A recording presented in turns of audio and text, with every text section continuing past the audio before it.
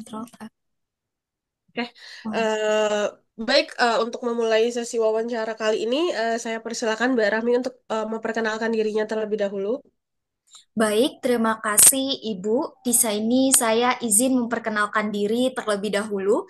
Perkenalkan, nama saya Rahmi Delviandri. Saya berasal dari Provinsi Riau, merupakan tamatan S1 Pendidikan Fisika FKIP Universitas Riau tahun 2024. Selama saya studi S1, saya aktif mengikuti Himpunan Mahasiswa Pendidikan Fisika sebagai Kepala Divisi Pemberdayaan Perempuan dan menjadi anggota jurnalistik di UKM Universitas Riau Cendikia. Setelah saya menyelesaikan studi S1, saya mengajar di MAN 2 Pekanbaru sebagai guru pengganti selama 3 bulan. Kemudian saya kembali ke daerah asal saya, Kabupaten Bengkalis, Kecamatan Mandau, sebagai Master Teacher Fisika di Brand Academy by Ruang Guru dan mengajar di beberapa bimbel di daerah saya. Setelah kurang lebih 1 tahun saya mengajar di beberapa bimbel dan brand akademi, saya menemukan beberapa permasalahan dari hasil observasi dan juga diskusi bersama peserta didik. Dari permasalahan ini, saya ingin melanjutkan studi S2 Pendidikan Fisika di Universitas Negeri Yogyakarta nantinya. Terima kasih, Ibu. Oke, baik. Berarti baru lulus tahun lalu ya, Mbak? Iya, betul, Ibu. Nah, tadi kalau dilihat dari pengalaman bekerjanya, itu kan belum ada yang secara profesional ya. Kenapa nggak kenapa langsung memutuskan untuk S2, Mbak? Kenapa nggak nyari pekerjaan yang profesional dulu? Baik, Ibu, di sini saya sudah berusaha untuk mencari pekerjaan profesional. Namun di sini memang ada beberapa peraturan baru, yaitu jika ingin mengajar di satuan pendidikan seperti sekolah, sekarang itu diharuskan untuk mengikuti profesi guru terlebih dahulu. Jadi di sini saya juga sudah apply beberapa lamaran pekerjaan, tetapi namun belum ada kesempatan, tetapi ini tidak menjadi penghalang saya untuk memberikan ilmu yang ada pada diri saya. Oleh karena itu, di sini saya mengajar sementara itu ada di Brand Academy by Ruang Guru dan juga di beberapa bimbel, Ibu. Oke, nah sebagai master teacher di Brain Academy itu ngapain aja, Mbak? Untuk pekerjaan saya sebagai master teacher di Brand Academy, saya sebagai pengajar yang memegang kelas tingkatan SMP dan juga SMA, yaitu di mata pelajaran IPA dan juga fisika. Di sini saya bukan hanya sebagai seorang pengajar saja, tetapi di Brand Academy saya juga dilatih bagaimana menjadi seorang guru profesional, di mana pada saat awal saya bergabung di Brand Academy, saya juga diberikan beberapa pelatihan agar menjadi guru yang profesional saat berada di kelas. Nah, salah satunya juga kami diberikan training of trainers untuk para master teacher agar nantinya bisa menjadi seorang guru yang profesional walaupun tidak berada di sekolah ataupun satuan pendidikan yang formal. Oke, berarti di sana tuh hanya pure mengajar saja, ataukah juga membuat materi pembelajarannya, mengembangkan materi pembelajarannya, atau bagaimana?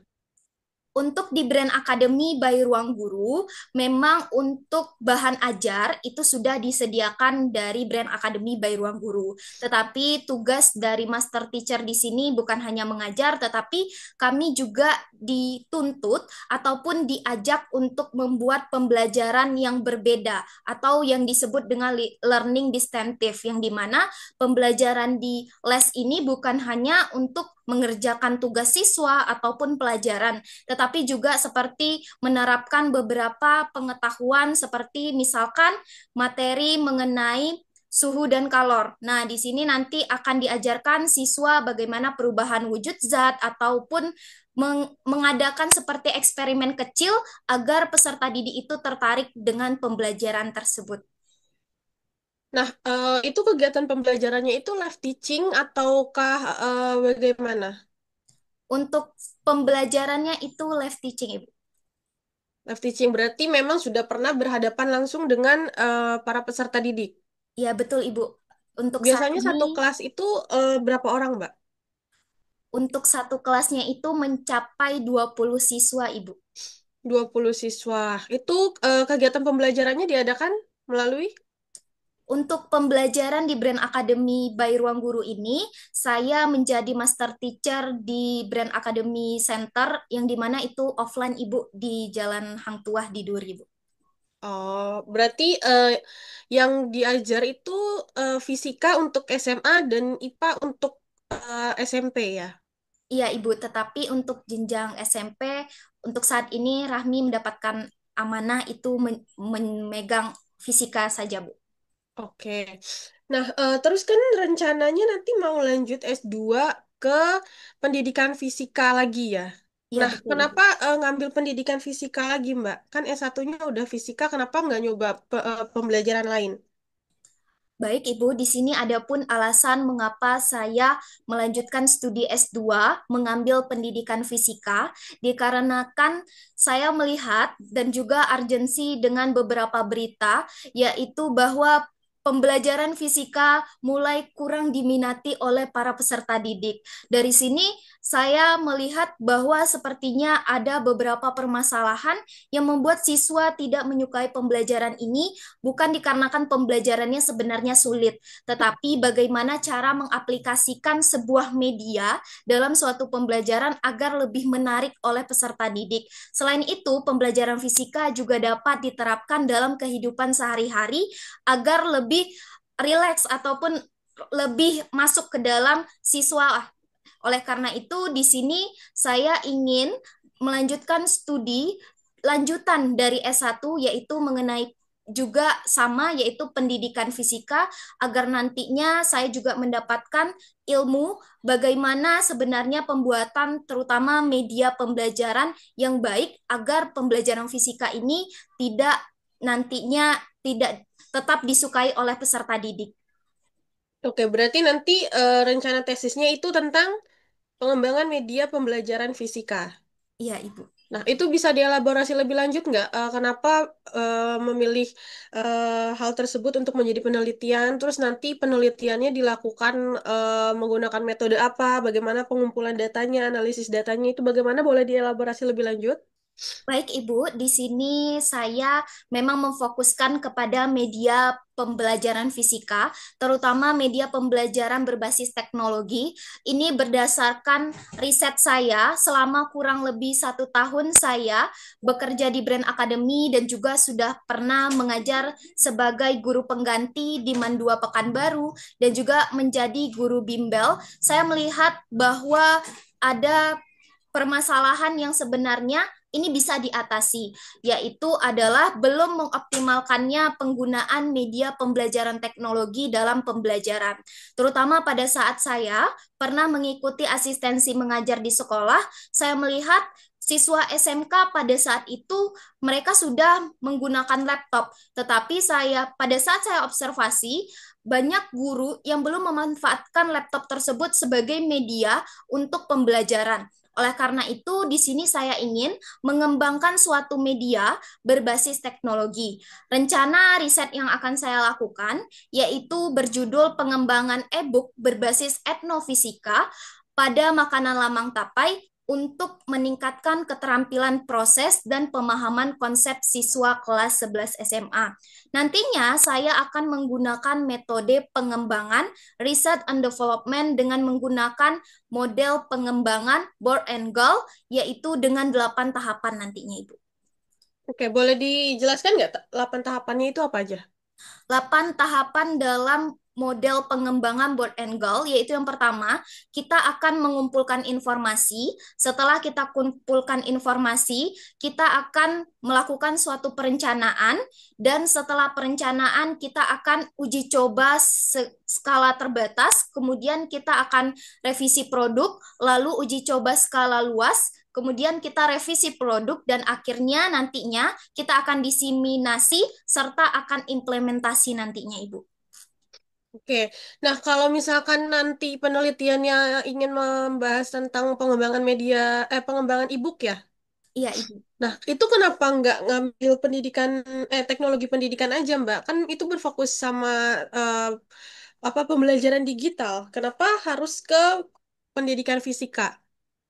Baik, Ibu, di sini alasan saya untuk mengambil S2 Pendidikan Fisika juga ingin memperdalam ilmu dalam pembelajaran fisika. Jadi, kalau misalnya saya mengambil pendidikan fisika sebagai jenjang magister nantinya, saya juga akan mendapatkan ilmu yang lebih luas mengenai pembelajaran fisika. Nah, jika saya hanya berfokus dengan teknologi nantinya, berarti saya berfokus pada media saja. Tetapi saya di sini ingin mendapatkan ilmu lebih tentang fisika nantinya, Ibu. Bukan hanya sekedar media, tetapi juga ilmu seperti fisika dasar ataupun lainnya agar saya juga mendapatkan insight yang lebih tentang fisika, Ibu. Terima kasih. Ya, emang nanti di pendidikan fisika, di S2 pendidikan fisika UNY nanti bakal belajar apa aja, Mbak? Baik, Ibu, untuk pembelajaran yang ada di Universitas Negeri Yogyakarta, itu ada beberapa pembelajaran yang akan dipelajari sependek pengetahuan saya, yaitu yang pertama akan mempelajari filsafat ilmu. Nah, filsafat ilmu itu akan dipelajari di semester satu, yang dimana nanti pada semester satu itu akan ada 16 SKS, dan juga selain dari filsafat ilmu, juga ada praktik inovasi pembelajaran fisika di sekolah, dan juga ada fisika elektronik serta termodinamika dan ada juga fisika pengembangan perangkat pembelajaran. Kemudian ada beberapa mata kuliah pilihan, salah satunya yang nantinya akan menjadi fokus saya yaitu proyek teknologi dan pembelajaran berbasis IT, Ibu.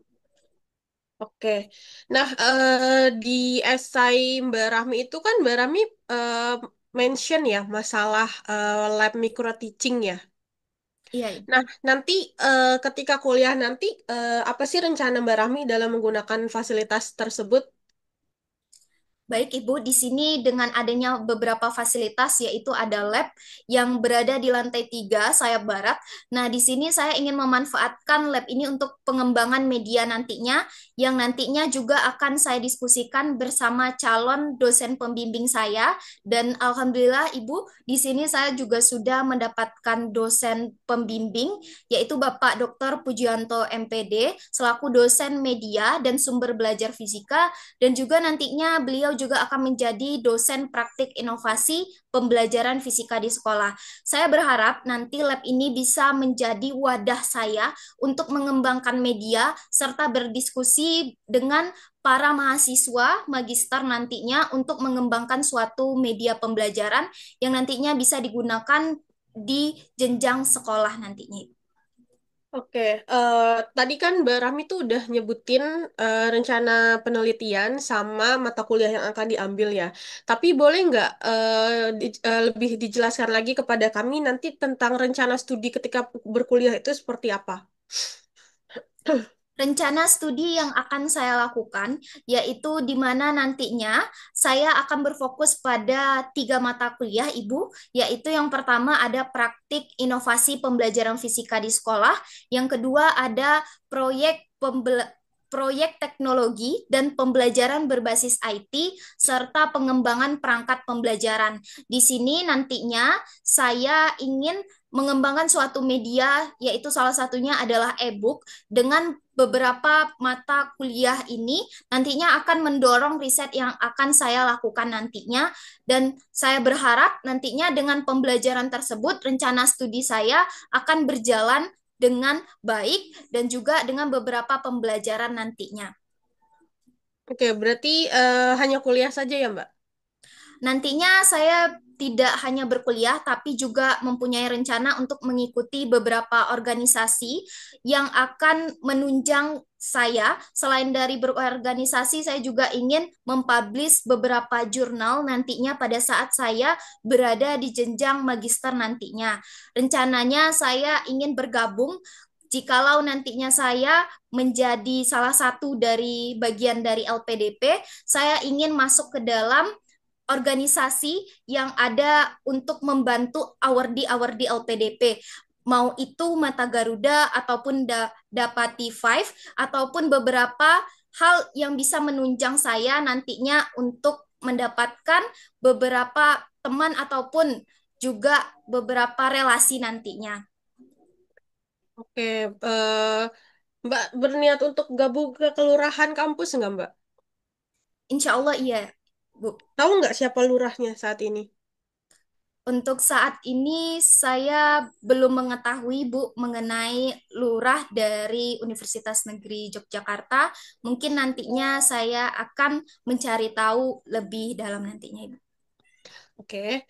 Nah, terus kan tadi Mbak berencana untuk pengembangan media pembelajaran ya. Nah, gimana sih cara Mbak Rahmi itu tahu bahwa media pembelajaran yang Mbak Rahmi buat itu berhasil? Baik Ibu, di sini cara saya melihat untuk bagaimana media yang saya gunakan ini berhasil, nantinya akan saya lihat dari hasil pada saat saya pengembangan, di mana pengembangan ini awalnya pasti akan ada validasi dari beberapa orang, yaitu seperti dosen ataupun dari guru. Nah, setelah nantinya e-book ini dikembangkan, saya akan melakukan uji coba skala luas yang dimana saya akan mencoba menerapkan di salah satu sekolah yang dimana pada saat itu saya juga akan melihat hasilnya dari post-tes peserta didik nantinya. Oleh karena itu, selain dari post-tes, juga saya akan melihat bagaimana peserta didik apakah mereka tertarik dengan e-book yang telah saya buat. Juga di sini saya akan membuat seperti kuesioner yang dimana apakah mereka puas dengan pembelajaran menggunakan e-book nantinya. Seperti itu, Ibu. Terus kalau peserta didik yang nggak tertarik gimana, Mbak? Jika nanti peserta didik tidak tertarik, di sini itulah tugas saya sebagai seorang pendidik nantinya bagaimana cara menyampaikan materi itu dengan sebaik mungkin. Karena terkadang media itu sudah bagus, tapi bagaimana cara seorang pendidik mengaplikasikan media itu dengan cara pengajaran yang baik nantinya. Jadi pencegahan yang saya lakukan adalah mempersiapkan bagaimana cara mengajar yang baik dan juga dapat dipahami agar nanti media tersebut juga dapat dapat digunakan dengan sebaik mungkin, Ibu. Terima Oke. kasih. Terus kan tadi yang mau dikembangin itu kan e-book ya. Nah, kalau seandainya nanti ketika mau penelitian, ternyata dosen pembimbing Mbak Rahmi itu nggak setuju untuk mengembangkan e-book gitu. Itu gimana, Mbak? Jikalau nantinya saya ternyata tidak setuju dosen pembimbing mengenai e-book, mungkin saya akan membuat plan B, yaitu saya akan mengembangkan suatu e-learning yang nantinya ataupun suatu e-modul. Jadi memang saya akan berfokus pada media pembelajaran yang dimana berbasis teknologi itu sesuai juga dengan pendidikan teknologi yang dimana nantinya akan menunjang untuk Indonesia Emas tahun 2045-nya, Ibu. Oke, kalau nggak setuju, kalau dosennya nggak setuju bikin e-book, mau bikin e-modul. Emang bedanya e-book dengan e-modul apa, Mbak? Untuk e-book itu dia memang sudah lengkap Ibu, tetapi kalau misalnya kita e-modul itu adalah yang berfokus kepada capaian pembelajaran dan juga di sini e-book itu dia sudah sangat lengkap. Sedangkan kalau misalnya e-modul itu dia yang membedakannya itu adalah beberapa hal, salah satunya itu adalah pembelajar yang membedakan adalah isinya. Ya, memang kalau e-modul itu isinya apa, Mbak? E-modul itu pembelajarannya itu tidak lebih detail dari e-book nantinya, Ibu. Oke, kalau seandainya bukunya itu berbentuk modul gimana? Berarti kan e-book juga bisa dibilang e-modul dong. Lalu yang membedakan apa secara spesifik? Hanya isinya saja atau bagaimana? Apakah e-modul nggak ada eh, daftar pustaka atau bagaimana maksudnya isinya itu? Untuk e-modul nantinya itu tidak ada daftar pustaka Ibu yang dimana e-modul ini dia berfokus pada materi dan juga panduan ajar nantinya seperti apa saja materi-materi yang ada di dalam suatu pembelajaran serta contoh-contoh soal dan juga nantinya ada post-test ataupun kuis nantinya Ibu. Oke, nanti rencana kontribusinya apa, Mbak? Rencana kontribusi yang ingin saya lakukan nantinya Ibu setelah saya menyelesaikan studi magister, yaitu saya ingin menjadi seorang dosen untuk jangka pendek. Kemudian untuk jangka menengah saya ingin membangun suatu lembaga pendidikan yang dimana nantinya lembaga pendidikan ini ataupun kita sebut dengan bimbel, bimbingan belajar yang dimana menggunakan teknologi dan untuk di awal itu saya akan menggunakan beberapa e-book ataupun e-modul sebagai penunjang pembelajaran. Untuk jangka panjang saya ingin membuat lembaga pembelajaran ini nantinya bisa luas ataupun tidak hanya berada di daerah saya nantinya. Oleh karena itu, di sini saya juga ingin mengembangkan nantinya suatu aplikasi yang dapat digunakan peserta didik nantinya. Oke. Nah, berarti bimbelnya itu eh, berbasis digital ya? Iya, Ibu. Itu bangun dari awal, Mbak. Iya, Ibu. Nah, kalau misalkan nih, seandainya Mbak Rahmi mau jadi dosen nanti, kan? Di mana, Mbak? Jika nantinya saya menjadi dosen, saya juga akan mempunyai beberapa tugas, yang dimana seperti Tridharma perguruan tinggi, yaitu salah satunya menjadi seorang pengajar, peneliti, dan juga pengabdian. Tetapi di sini tidak menjadi fokus saya juga bahwa menjadi dosen tidak bisa menjadi seorang pendiri dari bimbingan belajar, karena ada beberapa saya melihat bahwa pembuatan bimbingan belajar ini juga sudah saya lihat dari pengalaman saya mengajar di beberapa bimbingan belajar yang membuat saya ingin mengembangkan bimbingan belajar yang berbasis teknologi nantinya. Ya, pertanyaan saya, jika nanti Mbak Rahmi ingin menjadi dosen, akan mengajar di universitas mana? Oke, baik Ibu. Di sini nantinya saya ingin mengajar di kampus asal saya, yaitu Universitas Riau. Oke. Eh, Kenapa mau di situ? Apakah sudah ada komunikasi dengan dosen-dosen lain, sudah diminta untuk mengajar di situ, atau bagaimana?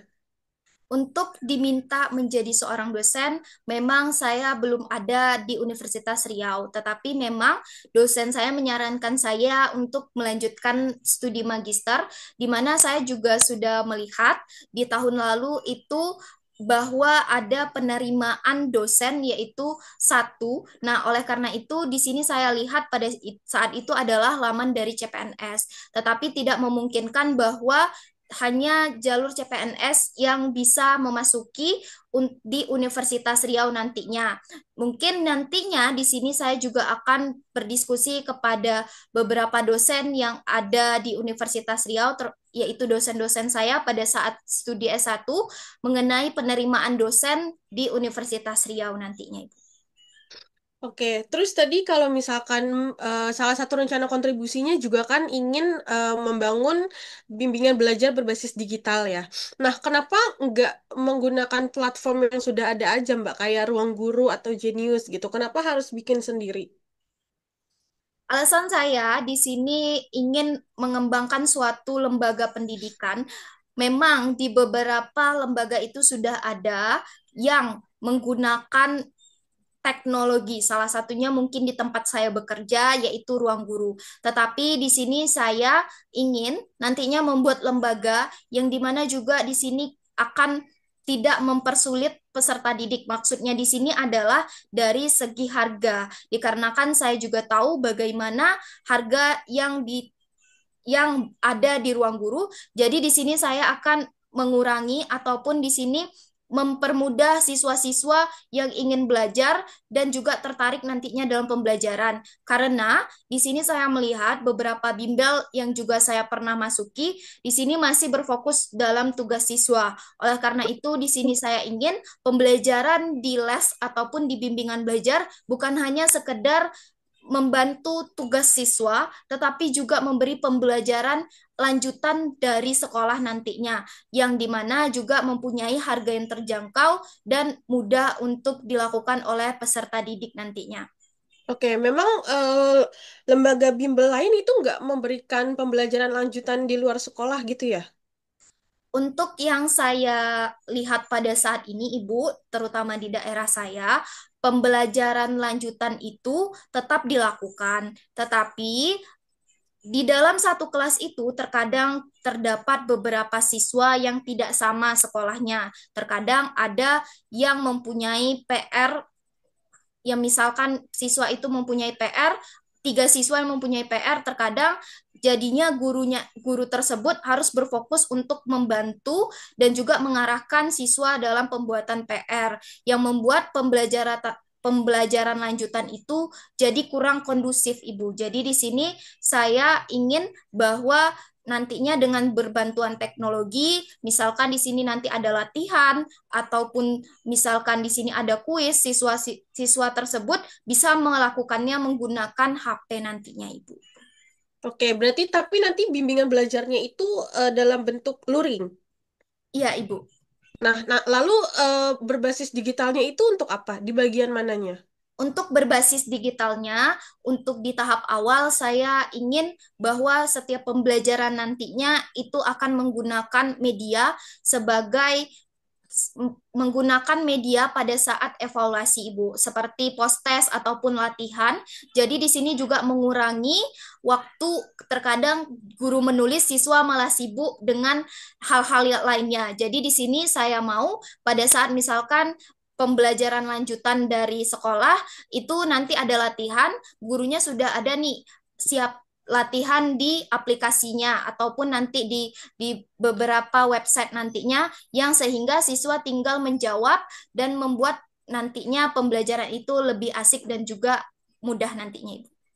Nah, kalau kayak gitu kan sekarang banyak yang gratis, Mbak. Kayak kita bisa memanfaatkan bahkan dari Google, kita bisa Google Form kalau untuk menilai post-test dan pre-test, kita bisa bikin di Google Form. Itu kan juga gratis. Bahkan nggak perlu keluar biaya. Kenapa harus repot-repot mengembangkan website digital gitu, pembelajaran digital? Karena di sini sependek yang saya tahu, Ibu, bahwa pembelajaran di dalam beberapa bimbel yang mungkin yang belum terkenal namanya itu belum memanfaatkan buku ataupun e-book. Di sini karena saya ingin mengembangkan suatu e-book, saya berharap nanti e-book yang digunakan ini bisa diaplikasikan di lembaga dan juga nantinya di sini juga akan ada pelatihan untuk guru agar nantinya bagaimana pembuatan media yang baik nantinya, Ibu, agar nanti proses pembelajaran itu berjalan dengan baik dan juga nantinya efektif pada saat pembelajaran di bimbingan belajar. Oke, berarti nanti akan mengadakan pelatihan kepada guru juga ya. Nah, bentuk pelatihannya itu seperti apa, Mbak? Bentuk pelatihan terhadap tenaga pendidik yang ada di bimbingan belajar yaitu yang pertama adalah yang pertama pelatihan bagaimana cara mengajar yang baik dan benar. Terkadang di sini tanpa disadari ada beberapa teknik pembelajaran yang belum dikuasai oleh seorang guru. Oleh karena itu di sini saya ingin mengajarkan ataupun mengajari beberapa trik kepada guru bagaimana cara agar menarik siswa dan juga beberapa pendekatan yang dilakukan. Yang kedua, yaitu pelatihan penggunaan e-book ataupun nanti aplikasi yang akan dikembangkan di bimbel nantinya. Nah, dari sini saya mungkin di tahap menengah ini ingin berfokus ke penggunaan e-book terlebih dahulu. Oleh karena itu, nanti di dalam e-book ini kan sudah ada seperti gambar, teks, ataupun nantinya ada video, dan juga di sini ada post test yang akan dilakukan oleh siswa. Jadi nanti berfokus kepada e-book yang akan dikembangkan, Ibu. Oke, nah tadi kan juga Mbak Rahmi sempat mention yang masalah harga ya untuk terkait lembaga pendidikan ini. Nah, kalau misalkan lembaga bimbelnya itu dipatok harga, terus nanti gimana caranya siswa-siswa atau peserta didik dari keluarga yang kurang mampu nanti kalau mau ikutan itu gimana? Nah, di sini saya juga sudah mempersiapkan bagi nantinya ada beberapa siswa yang dari keluarga tidak mampu, tetapi dilihat dari prestasinya. Jika dia itu semangat dalam pembelajaran, maka nanti di sini akan digratiskan beberapa bulan nantinya Ibu dan juga nanti akan mendapatkan potongan harga. Jadi di sini selain juga akan mempermudah peserta didik yang memang ingin mempelajari belajar tambahan agar menjadi lebih baik. Jadi nantinya itu strateginya adalah bagaimana mendapatkan potongan harga bagi peserta didik tersebut dan juga akan diberikan masa gratis untuk berada di bimbel tersebut, Ibu. Oke, terus gimana caranya Mbak Rahmi tahu kalau orang tersebut beneran dari keluarga tidak mampu? Nah, untuk mengetahui apakah siswa itu berada dari peserta yang kurang mampu, keluarga kurang mampu, di sini nanti akan dilihat dari slip gaji orang tua. Nah, selain dari slip gaji orang tua juga seperti kita lihat bahwa pembuatan KIP itu harus ada memfotokan rumah dan juga itu mungkin menjadi bukti yang kuat agar nantinya kami juga melihat selain dari dia kurang mampu, akan juga nanti bukti rapor siswa sebagai penunjang apakah siswa ini sebenarnya memang berniat untuk belajar atau hanya ingin memanfaatkan hal yang ada. Oleh karena itu, salah satu caranya yaitu yang pertama yaitu adalah slip gaji orang tua, yang kedua yaitu melampirkan foto rumah. Terima kasih. Berarti kalau mau daftar ke lembaga lembaga bimbel Mbak Rahmi itu sama kayak mau daftar kampus ya? Untuk Syarat-syaratnya ya? Ya, kalau untuk yang siswa kurang mampunya seperti itu, Bu. Tetapi untuk yang lainnya itu tidak melampirkan rumah ataupun nantinya slip gaji. Oke. Nah, mungkin ini pertanyaan terakhir dari saya. Gimana sih cara Mbak Rahmi itu memastikan bahwa kontribusi Mbak Rahmi itu nanti sifatnya tuh bukan hanya top down, tapi juga melibatkan banyak masyarakat? Nantinya cara memastikan agar kontribusi saya ini nanti bisa terjalankan, yaitu nantinya saya berharap karena saya juga merupakan lulusan dari pendidikan, di sini alasan saya juga ingin mendirikan suatu lembaga pendidikan ataupun bimbel agar nantinya guru yang baru tamat itu bisa mengajar di lembaga non formal.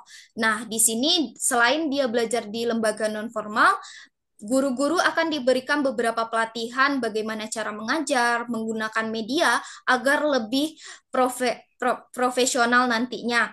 Nah, di sini dikarenakan jikalau seorang guru ingin mengajar di satuan pendidikan formal, itu harus mengikuti profesi guru. Oleh karena itu, di sini tidak menjadi penghalang bahwa tenaga pendidik itu tidak dapat bekerja di satuan lainnya. Oleh karena itu, di sini saya berharap nantinya masyarakat yaitu adalah calon-calon guru ataupun guru yang baru fresh graduate itu tidak menganggur. Nah, seperti itu. Jadi tetap bisa mengajar di beberapa lembaga. Oke, Terima kasih. baik mungkin itu dari saya ya. Mungkin selanjutnya bisa dilanjutkan oleh rekan saya, Mas Faruk. Baik, Kak Yasinta, terima kasih atas kesempatan yang telah diberikan. Selamat malam, Kak Rahmi. Selamat sudah sampai di tahap 2 tes substansi LPDP BEP 1 tahun 2025. Di sini di esai kontribusinya kan telah dijelaskan bahwasanya ada 3 pilihan kampus. Yang pertama itu ada Universitas Negeri Yogyakarta, terus ada UPI dan juga ada UNS. Eh, Kenapa Mbak kok memilih UNY sebagai pilihan pertama, Mbak? Baik, terima kasih Bapak. Di sini adapun alasan saya memilih Universitas Negeri Yogyakarta sebagai kampus tujuan pertama saya, yaitu dikarenakan kurikulum dan mata kuliah yang relevan dengan permasalahan yang ingin saya selesaikan, yaitu mata kuliahnya adalah praktik inovasi pembelajaran fisika di sekolah, kemudian proyek teknologi dan pembelajaran berbasis IT, dan pengembangan perangkat pembelajaran. Kemudian di sini ada beberapa dosen yang yang ahli dalam bidang media dan sumber belajar, yaitu Bapak Dr. Pujianto MPD, yang nantinya juga akan menjadi calon dosen pembimbing saya pada saat pengerjaan tesis. Selain itu, juga di sini Universitas Negeri Yogyakarta dan Magister Pendidikan Fisika sudah berakreditasikan unggul. Oleh karena itu, saya memilih Universitas Negeri Yogyakarta sebagai kampus tujuan saya. Terima kasih, Pak. Baik, eh, dengan latar belakang itu ya, Mbak nanti milih UNJ sebagai pilihan pertama untuk lanjut sekolah ya. Kalau terkait dengan rencana studi Mbak di S2 nanti seperti apa? Rencana studi yang akan saya lakukan pada saat Magister Pendidikan Fisika nantinya, yaitu berjudul Pengembangan e-book berbasis etnofisika pada makanan lamang tapai untuk meningkatkan keterampilan proses dan pemahaman konsep siswa kelas 11 SMA yang nantinya akan menggunakan metode pengembangan research and development dengan menggunakan beberapa model pengembangan yaitu Board and Goal dengan 8 tahapan. Baik, dengan mau melakukan riset seperti itu, harapan Mbak terhadap riset Mbak nanti apa? Harapan saya terhadap riset saya nantinya adalah e-book ini dapat digunakan di sekolah nantinya agar menunjang pembelajaran dan dapat diaplikasikan. Di mana di dalam e-book ini nantinya akan berhubungan dengan kearifan lokal, yaitu salah satunya adalah makanan lamang tapai, yang dimana fokus pembelajarannya itu yaitu adalah materi dari suhu dan kalor kelas 11 SMA, di mana nantinya saya ingin e-book ini bisa tersampaikan kepada guru-guru agar bisa digunakan dan dimanfaatkan saat pembelajaran nantinya.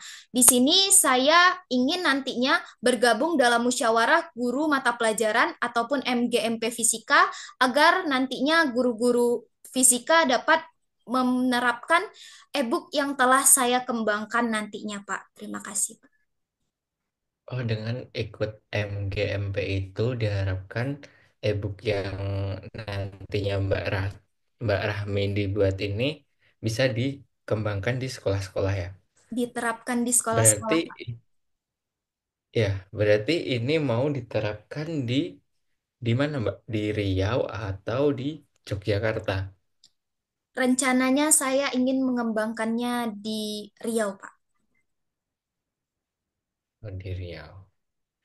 Terus setelah lulus S2, ini rencana kontribusi Mbak Rahmi seperti apa ya? Rencana kontribusi yang ingin saya lakukan nantinya, yaitu setelah saya lulus dari magister nantinya, saya ingin menjadi seorang dosen.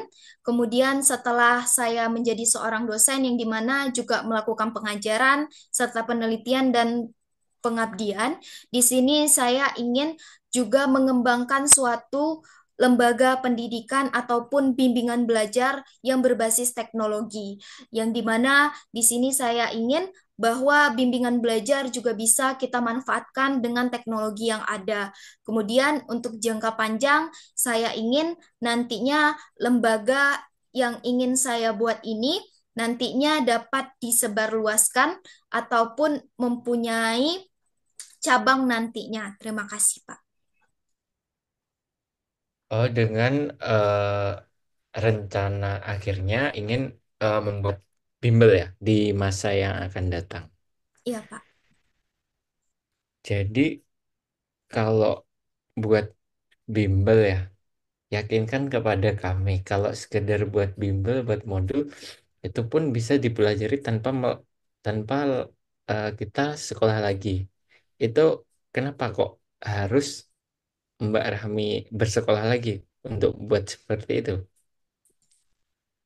Kenapa di sini saya melanjutkan studi magister? Dikarenakan ada beberapa pengetahuan yang harus saya lakukan. Jika saya nantinya studi S2, saya berarti akan melakukan suatu research ataupun penelitian mengenai media pembelajaran. Selain itu, dengan studi magister, saya juga mendapatkan wawasan melalui salah satu mata kuliah yaitu praktik inovasi pembelajaran fisika di sekolah, yang dimana pada proses pembelajaran praktik inovasi pembelajaran fisika di sekolah itu menggunakan studi kasus yang dimana mahasiswa melakukan observasi di sekolah, salah satu sekolah nantinya, yang dimana nanti setelah itu akan didiskusikan dengan dosen pengampu nantinya dan akan dicari solusi inovasi apa yang cocok untuk pembelajaran fisika di sekolah tersebut. Dari sini saya tertarik dengan ternyata juga saya mempunyai ilmu yang belum cukup untuk mengembangkan suatu media, karena di sini saya masih membutuhkan bimbingan lanjut,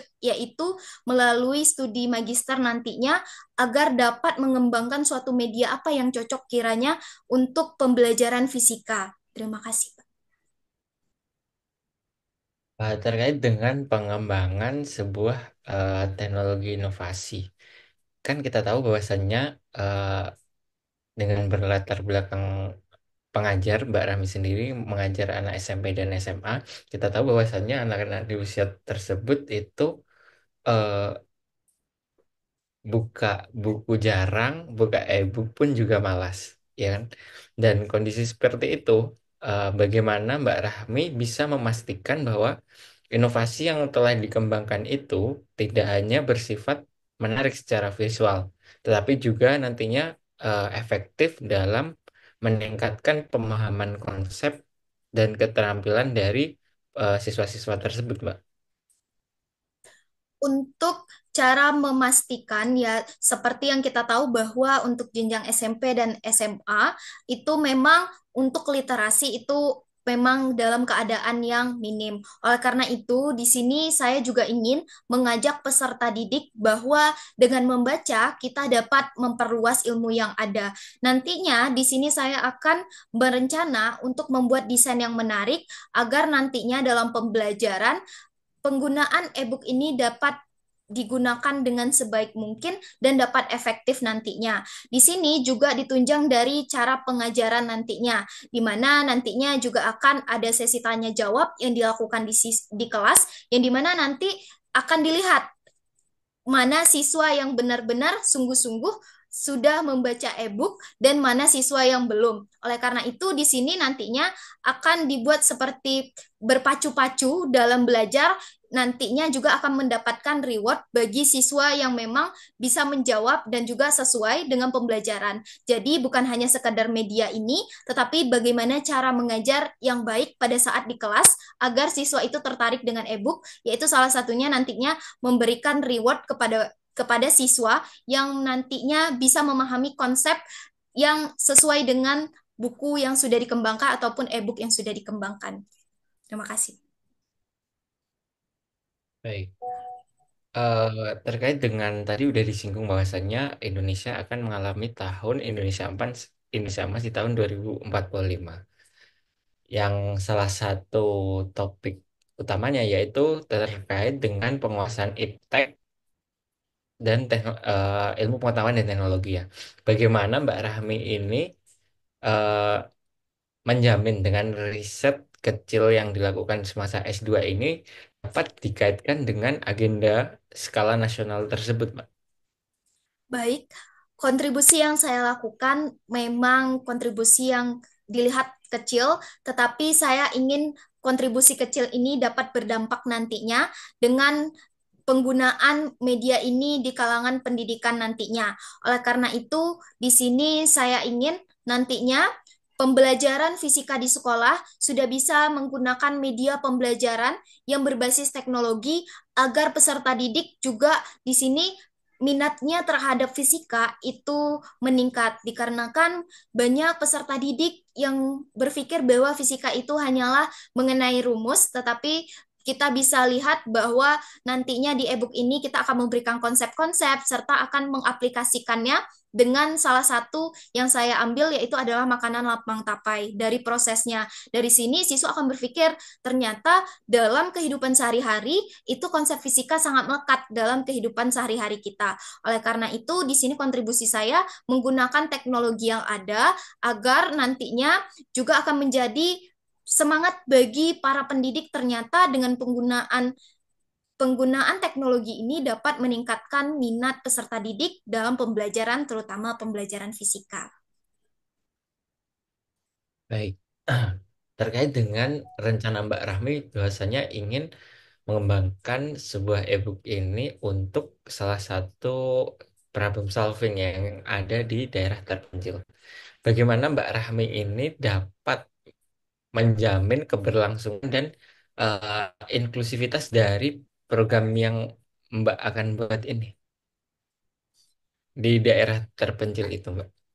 Baik, untuk di daerah terpencil, nantinya saya juga akan bekerja sama dengan Dinas Pendidikan, terutama di mana nantinya di dalam Dinas Pendidikan dan juga beberapa masyarakat ataupun orang penting di dalam daerah tersebut, agar nantinya media yang saya kembangkan ini dapat digunakan dengan sebaik mungkin. Salah satunya mungkin di daerah terpencil yang ada di Kabupaten Bengkalis. Di sini saya ingin nantinya juga berdiskusi dengan para petinggi yang ada di daerah tersebut agar nantinya bagaimana media ini dapat digunakan di sekolah dan juga dimanfaatkan dengan sebaik mungkin agar dapat diterapkan. Oleh karena itu, di sini saya akan bekerja sama dengan Dinas Pendidikan dan juga di sini dengan beberapa orang penting ataupun petinggi-petinggi yang ada di daerah tersebut agar nantinya dapat memaksimalkan penggunaan media pembelajaran yang saya kembangkan nantinya.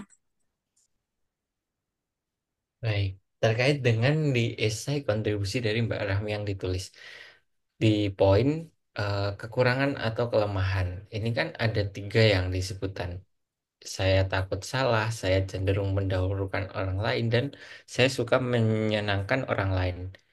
Ini gimana Mbak cara Mbak Rahmi nanti pada saat S2 mengatasi kekurangan-kekurangan hal ini? Baik, untuk mengatasi kekurangan yang ada pada diri saya, yaitu yang pertama, saya mudah merasa takut, yang dimana pada saat saya mendapat kritik ataupun mendapat respon yang kurang baik dari orang sekitar, biasanya itu saya akan cenderung memendamnya.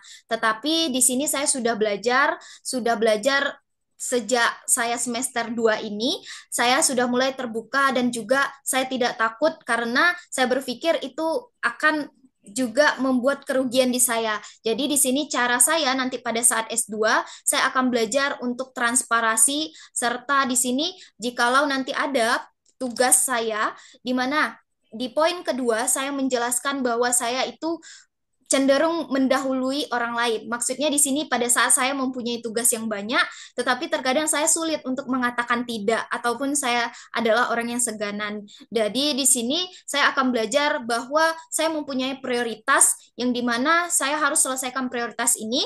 Setelah itu saya akan membantu orang tersebut. Di sini sudah saya terapkan di semester 2 pada saat ini, karena di semester 1 saya penyesuaian, dan yang ketiga yaitu saya suka menyenangkan orang lain. Maksudnya di sini jika ada ternyata seseorang yang tidak menyukai saya itu cenderung overthinking dan berpikir berlebih. Di sini saya berpikir bahwa ternyata kita tidak bisa dicintai oleh semua orang ataupun disukai oleh semua orang. Di sini saya berusaha untuk tidak memperdulikannya dan mengupgrade diri saya untuk menjadi lebih baik dan mengikuti kegiatan-kegiatan positif. Seperti itu, Pak.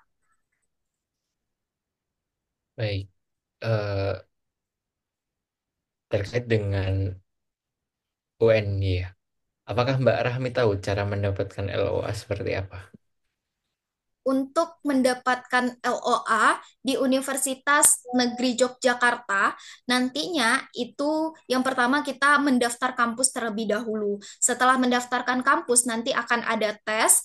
Lalu setelah tes, nanti akan ada tes TOEFL yang langsung dari kampus Universitas Negeri Yogyakarta. Setelah nanti sudah mendaftar dan dinyatakan lulus, maka akan mengulus mengurus LOA dari kampus nantinya sependek yang saya tahu, Pak. Baik. Eh, apa? Selanjutnya, bagaimana Mbak Rahmi ini kan semua orang ini eh, pernah ya ngerasain kegagalan dan fase terberat di dalam kehidupannya masing-masing. Bagaimana Mbak Rahmi bisa survive dengan keadaan seperti itu? Setiap manusia pasti mempunyai titik terberat di dalam hidupnya.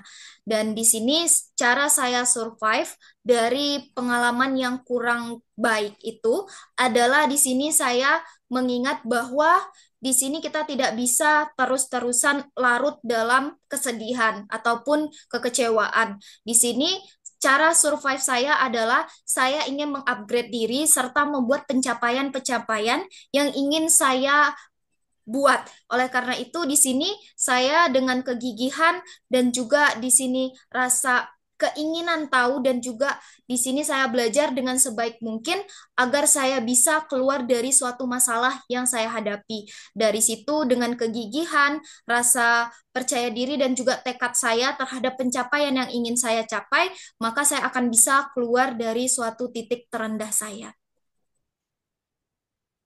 Baik, terkait dengan studi S2, pastinya seorang ingin sekolah S2 maupun S3 nantinya kan ada pastinya ada punya motivasi. Jadi yang ingin saya tanyakan ini siapa yang memotivasi Mbak Rahmi untuk lanjut sekolah lagi dan hal apa yang memotivasi Mbak Rahmi ini? Baik, ada beberapa orang yang sangat penting di dalam hidup saya, sehingga saya memutuskan untuk studi S2. Salah satunya yaitu adalah mendapatkan dorongan dari dosen semasa saya S1. Salah satunya adalah dosen penasehat akademik saya, di mana beliau melihat bahwa saya mempunyai potensi untuk melanjutkan studi. Dari situ dia terus mendorong saya pada saat misalkan saya bimbingan ataupun diberikan nasihat. Nah, jadi di sini beliau menyarankan sepertinya kamu bisa untuk melanjutkan studi magister. Selain itu juga di dalam pendidikan fisika di S1 saya itu ada seminar fisika yang dimana pada saat seminar fisika dosen pembimbing saya menyarankan sangat saya untuk melanjutkan studi magister karena dia melihat tekad dan juga semangat saya dalam menyelesaikan seminar fisika tersebut yang beliau merasa sepertinya saya ini mempunyai potensi yang kemudian itu adalah dosen pembimbing skripsi saya yang juga menyarankan untuk saya melanjutkan studi magister. Dari dukungan dosen-dosen saya membuat saya sepertinya tekad saya semakin kuat. Kemudian ditambah dari orang tua yang juga mendukung saya untuk melanjutkan studi magister dan selain itu juga pernah saya pada saat training of trainers di Brand Academy, itu saya juga disarankan oleh master teacher lainnya itu sepertinya cocok untuk bisa lanjut studi magister nantinya karena dilihat dari cara mengajar ataupun cara memberikan informasi pada saat itu. Jadi hal itulah yang menjadi motivasi saya, akhirnya saya melanjutkan studi magister. Baik, berarti dari Riau nantinya ke Jogja. Bakal merantau dong, Mbak. Iya, Pak. Seumpama kan kita tahu Jogja bahwasannya selain kota pelajar, Jogja dikenal sebagai kota wisata maupun kuliner. Di Jogja nanti kuliahnya gimana, Mbak? Nanti perkuliahan saya di Yogyakarta, sependek yang sudah saya tahu dari beberapa alumni saya, yang dimana yang melanjutkan studi S2 di Universitas Negeri Yogyakarta dan juga ada beberapa tetangga yang juga sudah menyelesaikan studi S2 hingga S3 di Yogyakarta. Di sana saya akan belajar dengan sebaik mungkin seperti sistem yang saya sudah terapkan pada saat S1, yaitu adalah di sini saya mengerjakan tugas. Setelah misalkan di sini saya diberikan tugas, saya akan mengerjakannya dengan sebaik mungkin. Walaupun di sini dikatakan bahwa Yogyakarta merupakan kota wisata ataupun kuliner. Nah, begitupun dengan kota pada saat saya S1, yang dimana Pekanbaru juga merupakan kota yang dimana banyak tempat wisatanya, tetapi tidak menjadi minat saya dikarenakan saya mempunyai tujuan yaitu menyelesaikan studi. Dan di sini yang menjadi motivasi saya adalah orang tua, karena tugas saya di sini menyelesaikan studi, ada orang tua yang menunggu saya di daerah saya. Oleh karena itu, nanti saya akan membagi waktu dengan sebaik mungkin, di mana saya harus mendahului tugas kuliah saya, baru saya akan nantinya refreshing di kala misalkan senggang. Terima kasih, Pak. Baik. Eh, Kenapa LPDP harus memilih Anda sebagai calon awardee? Saya menyadari bahwa calon awardee dari LPDP itu mempunyai potensi yang besar untuk mensejahterakan ataupun mempunyai visi misi dalam LPDP. Di sini ada pun yang membedakan saya dari peserta lain, yaitu adalah saya mempunyai kegigihan dalam mencapai tujuan, yang dimana saya di sini juga sudah mendapatkan dosen pembimbing nantinya di S2, walaupun di sini saya belum mendapatkan LOA, tapi saya sudah mencari tahu mengenai kampus tujuan saya. Di sini saya juga ingin menciptakan suatu pembelajaran yang inovatif yang dimana memanfaatkan teknologi sebagai pembelajaran nantinya. Oleh karena itu, selain itu juga saya ingin membangun sebuah lembaga yang dimana berbasis teknologi dan ini juga sesuai dengan visi misi LPDP, yaitu mendorong riset strategis dan inovatif yang dapat diimplementasikan serta memberikan nilai tambah melalui pendanaan riset dari pihak LPDP. Jadi di sini saya berharap dengan kegigihan dan juga apa yang sudah saya upayakan nantinya LPDP dapat menjadi jembatan bagi saya untuk memberikan pembelajaran yang efektif dari pembelajaran yang sudah saya dapatkan pada jenjang magister nantinya. Baik, terima kasih Mbak Rahmi atas waktunya. Semoga LPDP memilih Anda sebagai calon awardee batch ini. Ada yang ingin disampaikan?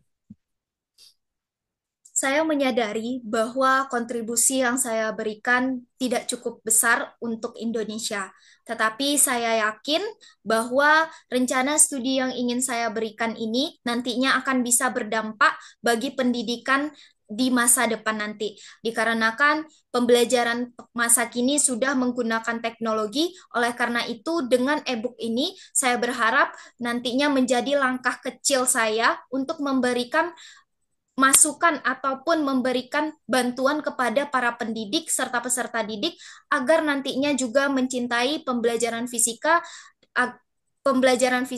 dan meminati pembelajaran fisika, dan di sini mengatakan bahwa fisika itu bukan hanya sekedar rumus tetapi juga dapat diaplikasikan dalam kehidupan sehari-hari. Terima kasih Bapak dan Ibu. Sebelumnya di sini saya mohon maaf atas kesalahan yang mungkin terjadi pada saat saya wawancara, dan terima kasih waktu untuk wawancara pada hari ini. Sekian, terima kasih Bu, Pak.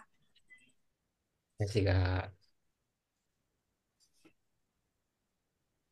Kak Rahmi, apa ya yang aku pertama mau nanya? Aduh, sorry kalau suaraku agak bindeng. Itu di awal pas perkenalan, itu kenapa nadanya kayak gitu? Gimana Kak? Relax, relax aja nggak apa-apa Kak, kayak ngobrol biasa aja. Ya, ya, benar. Oh, Nggak usah di apa ya? Ya tahu ini memang apa sih wawancara formal gitu. Tapi jangan jangan yang kalau tadi tuh benar-benar kayak acara kayak lagi nge-MC tahu nggak? sorry Iya. Kak.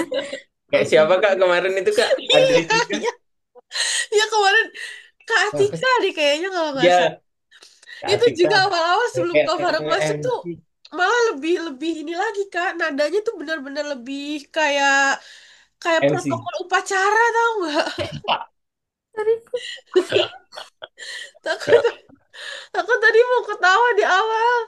Cuma kan kita tuh nggak bisa nyela dulu ya. Pasti pasti kan saran di akhir kan. Iya, iya. Biasa aja coba deh perkenalan ulang singkat aja gitu. Tapi biasa aja Iya, nadanya coba. coba coba ulang. Oke, Kak. Baik, terima kasih Bapak dan Ibu. Perkenalkan, nama saya Rahmi Delviandri. Saya berasal dari Provinsi Riau, merupakan tamatan dari S1 Pendidikan Fisika FKIP Universitas Riau. Masih. Nah, itu kan enak. Oh, tadi itu Nah, kayak, itu kayak gitu. Kayak oke gitu kok, aja. Oke, Kak. Iya gitu. oke, jadi evaluasi nih Kak, makasih. Mm-mm. Tapi kemarin-kemarin pas mock up Iya. sama Kaget latihan aku sama tadi juga. teman-teman, nadanya gimana? Kayaknya kayak gitu juga Kak, tapi nggak ada ini Kak, dikasih komentar. Makasih Kak. Kaget aku tadi Kak juga. Aduh. Ya, kayak karena kebiasaan. Duh, Ya, kok kayak satu gini kataku? itu. Terus kedua, oke, ini kan kita kita udah nggak lagi mock up ya. Ini kita anggap aja sharing ya. Aku penasaran sebenarnya rencana kontribusi Karahmi yang terkait bimbel itu tuh apa sih, gimana sih? Karena mau ngadain eh, bimbel, bikin bimbel, itu bimbel apa? Kayak bimbel lembaga, bimbel biasa, ataukah memang basisnya itu digital? Jadi rencananya itu Kak nanti di dalam lembaga pendidikan itu ataupun bimbel itu memang memanfaatkan teknologi, tetapi mungkin untuk di tahap awalnya karena itu baru ya Kak, jadi kami itu maunya nanti itu ada penggunaan kayak quizzes atau apa Kak, tapi nanti rencananya kami juga bakal mau riset gimana cara pembuatan evaluasi ini Kak yang nantinya juga bisa digunakan di lembaga gitu Kak. Jadi kayak karena yang Rahmi rasakan pada saat Rahmi ngajar tuh Kak, waktu habis tuh nyatat soal kadang Kak di papan tulis. Jadi mungkin Hmm. aplikasi maksud dari lembaga yang berbasis teknologi ini, jadi nanti pada saat latihan guru nggak perlu nulis lagi Kak. Kadang kan kalau guru lagi nulis siswa main-main atau apa gitu kan Kak. Jadi maunya pada saat itu memang ini aplikasi udah ada, ayo kita latihan gitu. Nah, jadi kalau menurut Rahmi seperti itu Kak rencananya, tapi mungkin untuk penyampaiannya yang masih ini Kak, yang belum apa. Jadi memang kayak penggunaan media ada nanti kan Rahmi itu pengen ngembangin e-book. Nah, jadi e-book ini yang akan dimanfaatkan juga nantinya gitu Kak. Oke, jadi bentuk bimbelnya itu apakah bimbel yang seperti kayak Nurul Fikri gitu, tapi memanfaatkan digital, atau memang bimbel-bimbel seperti Ruang Guru yang memang basisnya digital, tapi bisa eh, kelas offline gitu? Yang mana? Rencananya yang seperti Nurul Fikri Kak. Nurul Fikri tapi menggunakan itu apa ada aplikasi di apa bukan Iya, aplikasi aplikasi digital, kayak memanfaatkan. iya Kak, Eh, media Nah, digital. yang digitalnya itu hanya berfokus kepada e-modulnya aja, atau memang nanti akan aduh sorry suaraku nggak enak banget, atau nanti memang akan berencana untuk mengembangkan website Iya Kak, yang rencananya seperti itu. ujung-ujungnya akan seperti Ruang Guru gitu. Iya Kak, tapi itu untuk jangka panjangnya nanti Kak, Oke. rencananya. Karena tadi aku tanya Iya, masalah itu tuh kayak kemana-mana Kak iya Rahmi Kak, maaf jawabnya. Kak, terasa banget tadi sebenarnya Kak. Kalau misalkan itu mungkin bisa dibikin bukan rencana kontribusi terkait lembaga ini, pendirian lembaga ini tuh dibikin timelinenya. Jadi 1 tahun pertama itu gimana, 3 tahun gimana, 5 tahun gimana, 10 tahun gimana. Jadi dari situ Kak Rahmi tuh juga udah tahu arahnya tuh gimana, apa yang akan dilakukan terlebih dahulu gitu. Jadi ketika wawancaranya nanya, ya nggak tiba-tiba ngomong aku mau bikinnya gini, terus pas Iya ditanya benar. ya kan awalnya Nggak ngomong rencana loncat-loncat. jangka panjangnya, terus tiba-tiba rencana jangka pendek, terus balik lagi ke jangka Iya panjang. benar. Itu bikin bingung. Jadi aku dari tadi eh, jujur kurang nangkap sih ini. Jadi maksudnya tuh lembaga bimbelnya tuh ke arah mana bentuknya? Mm-mm.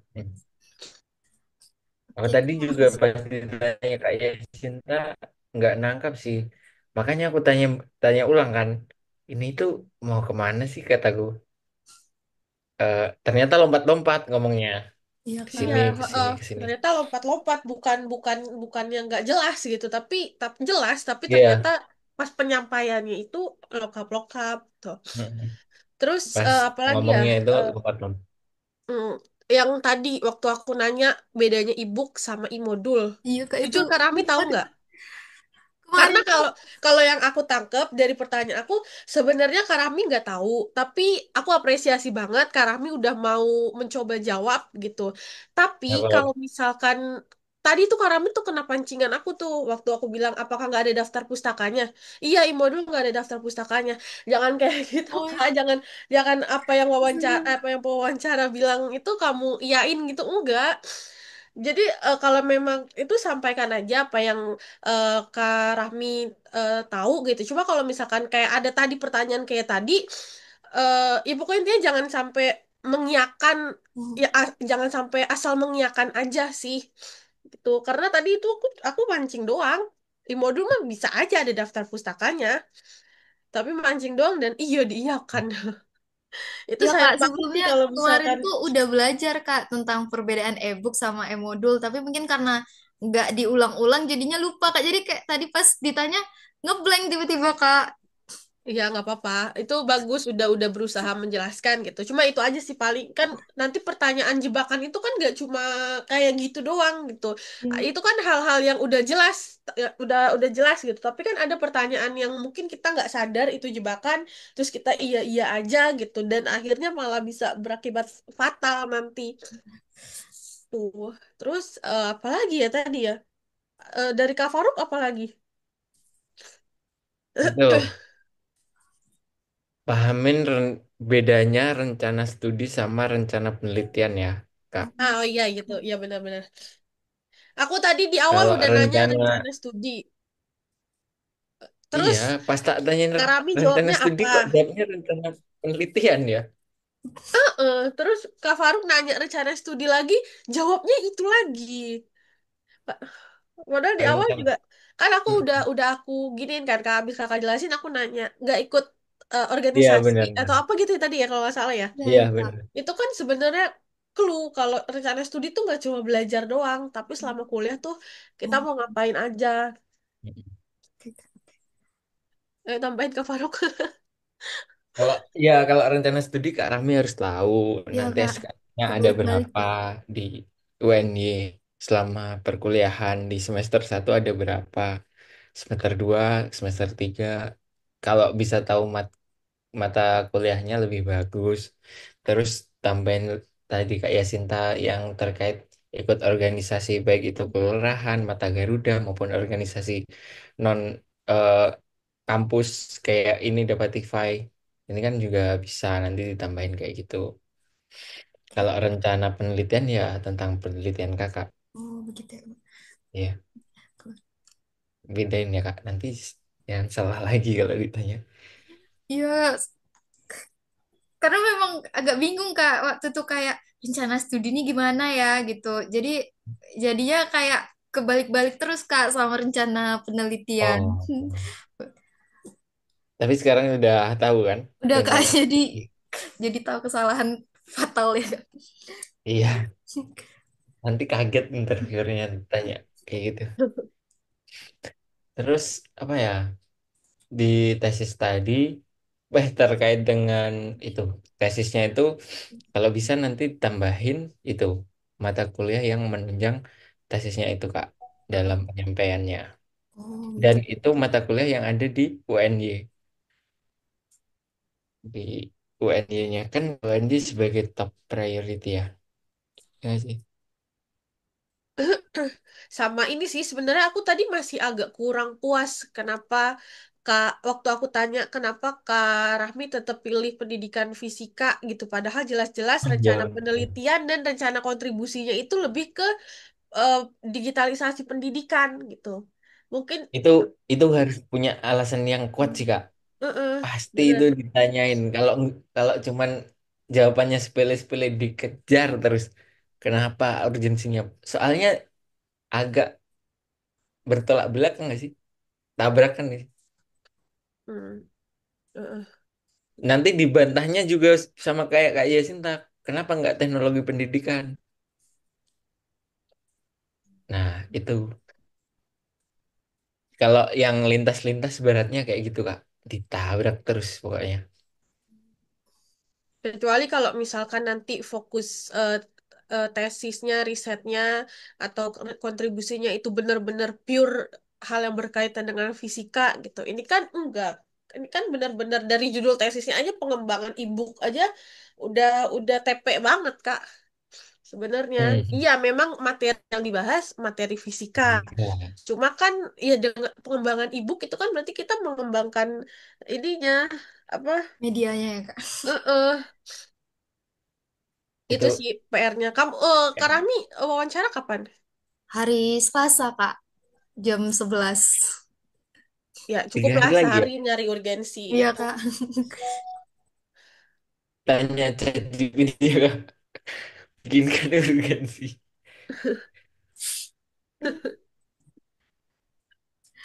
Apa lagi ya?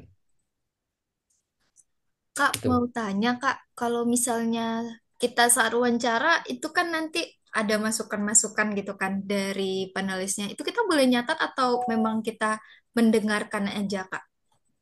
Hah? Masukan yang mana? Nggak ada, Kak. Enggak deh, Kak. Hmm. Nggak ada. Soalnya ada yang bilang kayak gitu, Kak. Kadang dikasih saran atau apa, tapi itu dari grup-grup gitu, Kak. Jadi Kayaknya nggak ada ya, jarang Kak? ya yang ini ya. Biasanya abis pertanyaan terakhir ya closing statement. Oh, Udah, biasanya. oke, Ya Kak. kalau ada yang dikasih saran, bagus sih. Diam aja. Oh, diam aja, Kak. Mm-mm. Tinggal ya baik, ya baik gitu aja. Oke. Misal kalau nggak tahu, nggak tahu jawabannya, nggak usah maksa dijawab ya Kak. Bilang aja Iya. maaf dengan segala keterbatasan saya belum mempelajari hal tersebut. Oh, Eh, Soalnya setiap pertanyaan itu kalau nggak bisa jawab, nggak mempunyai kewajiban untuk dijawab. Dengan keterbatasan itu, kenapa kamu mau sekolah lagi? Karena kamu masih punya keterbatasan wawasan. Saya dulu juga ada yang nggak bisa jawab, Kak. oh berarti Jawab kayak gitu. kalau nggak tahu nggak apa-apa jujur aja ya, Kak. Iya, jangan jangan mengada-ngada. iya. Malah Mereka, jadi bumerang nanti. Oh ya, benar. soalnya mereka lebih jago daripada kita. Iya, benar. Oh, ini ngarang ini. Ada psikolognya lagi. Iya. Iya. Bohong ini. Mati lagi. Jangan bohong, pokoknya kalau bohong udah kiamat. Oke, Kak. Pas wawancara LPDP, bilang aja nggak tahu. Belum, belum. Pokoknya jangan bohong lah. Kelihatan nanti. Soalnya kalau kata seniorku, kalau masih di wawancara aja udah bohong, nanti kalau dapat uang dari LPDP gimana? Hmm. Ya, kayak gitu sih logikanya. Heeh. Terus apa ya? Apa yang ingin ditanyakan lagi, Kak? Ada saran lagi nggak, Kak? Sebelum H-3, Kak. Biar Makanya dipersiapin. doa orang tua kalau aku dijawab. Iya, kayak deg-degan, Kak. Gara-gara ngeliat grup-grup tuh kayak, ih dapat penulis gini-gini. Kadang jadi kayak malah negatif gitu, Kak. Ya. Santai aja, Kak, santai. Relax. Manusiawi itu kalau gemeter itu. Tapi tergantung sih, tergantung apa ya, cara belajarnya masing-masing sih. Ada yang cara belajarnya itu jarang latihan, tapi bisa lebih rileks. Ada yang harus latihan dulu biar jawabannya lebih apal atau gimana. Itu tergantung senyamannya masing-masing aja, Kak. Kalau Kak Rahmi gimana? Perlu latihan ya, temennya diajak latihan dengan pertanyaan-pertanyaan yang ya intinya itu sih. Iya Kak ya. Kalau di grup intinya pertanyaannya apa Kak? Eh, Di grup kontribusi, kenapa milih itu, urgensi masalahnya apa? Itu sih Kak.